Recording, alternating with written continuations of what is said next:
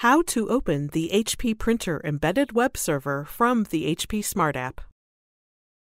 The HP Embedded Web Server, or EWS for short, is a printer homepage used for managing printer settings, receiving updates, and performing printer maintenance tasks. To open the EWS from the HP Smart App, open HP Smart on your device. If you do not have the app installed, go to 123.hp.com or your App Store to download it.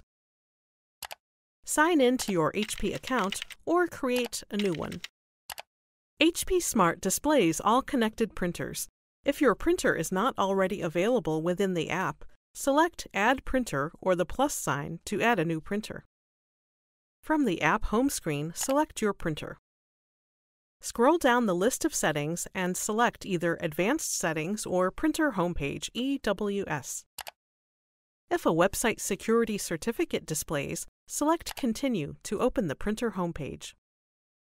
If a login window appears, for the username type admin, and then for the password, type the PIN found on the label located underneath or on the back of your printer, or type the password set by the printer administrator.